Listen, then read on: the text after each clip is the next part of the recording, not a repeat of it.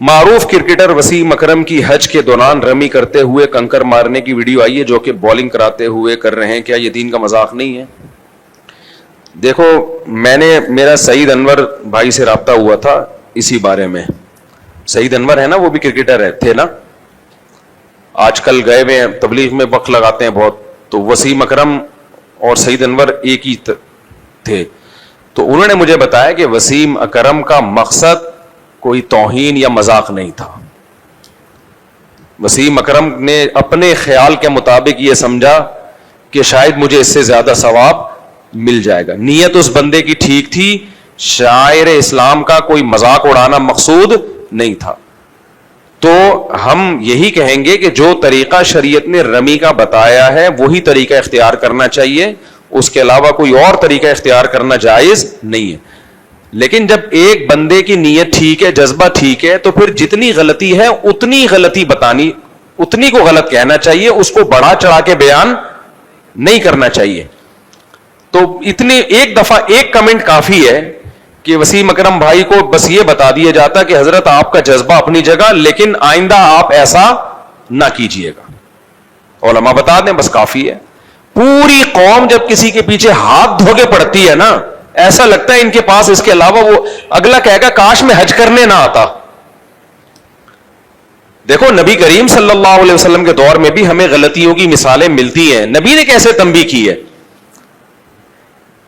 امام رکوع میں جائے، ہمیں حکم یہ ہے کہ وہیں سے رکوع میں نہ چلے جاؤ، صف میں شامل ہو. رکوع مل جائے تو ٹھیک ہے، نہیں تو ایک رکعت بعد میں پڑھ لو، یہی ہے نا. لیکن صحابی سے ایسا نہیں ہوا. امام رکوع میں تھا، صحابی مسجد میں دور سے ہی رکوع میں چلے گئے. ٹھیک ہے نا. تو آپ صلی اللہ علیہ وسلم نے دیکھا کہ بھائی صف میں آ کے شامل ہونا چاہیے نا، تو آپ نے فرمایا پہلے حوصلہ افزائی کی. دیکھو کیسی بہترین تعلیم ہے. غلطی کو غلط بھی کہا نبی نے، لیکن چونکہ ان کی نیت بری نہیں تھی تو ان کی حوصلہ افزائی کی. فرمایا زادک اللہ حرصاً، تمہاری جو جماعت کی نماز میں شامل ہونے کی حرص ہے اللہ اور بڑھا دے. یعنی تمہیں اتنی حرص ہے کہ ایک رکعت بھی نہ نکل جائے تو وہیں سے رکوع میں شامل ہو گئے، یہ حرص اللہ اور بڑھا دے. یعنی حوصلہ افزائی کی. ماشاءاللہ ماشاءاللہ، بہت ویل ڈن. لیکن آخر فرمایا لا تعید، یہ دوبارہ نہیں کرنا. صحیح ہے. یہ غلطی، کتنی پیارا انداز ہے نصیحت کا. ہم لوگ ہوتے ہیں بولتے ہوئے تو نے کبھی مجھے دیکھا یا کسی اور کو دیکھا وہیں سے رکوع میں شامل ہو جائے؟ اس لیے آتا ہے مسجد میں، پہلے باہر جا کسی سے نماز کا طریقہ سیکھ کیا پھر آنا، نکل یہاں سے. تو یہ نبی کے اخلاق نہیں ہے.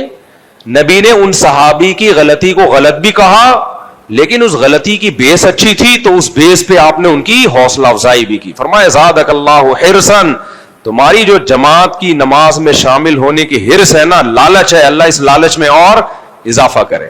لیکن پھر آگے فرمایا لا تعید، دوبارہ نہیں کرنا. ہی اس سے بڑی بات یہ تو چلو وہیں سے شامل ہو گئے، مسجد میں کوئی پیشاب کر دے، کتنی بری بات ہے.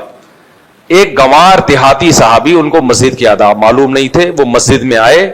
کچی مسجدیں ہوتی تھی پہلے، فرش نہیں ہوتا تھا، تو مسجد کچی تھی، ان کو پیشاب آیا، انہوں نے وہیں پیشاب کرنا شروع کر دیا. ان کو نئے نئے مسلمان ہوئے، ان کو کیا آداب کا پتہ. اب کوئی کہہ سکتا ہے وسیم اکرم تو نیا نیا مسلمان نہیں ہوا، پرانا مسلمان ہے، حج تو پہلی دفعہ کر رہا ہے نا بھائی، کوئی 100 دفعہ تھوڑی حج کیا ہے. تو وہ دیہاتی صحابی وہیں بیٹھ گئے پیشاب کرنے کے لیے. صحابہ دوڑے ان کو پکڑنے کے لیے، آپ نے صحابہ کو روکا، رک جاؤ.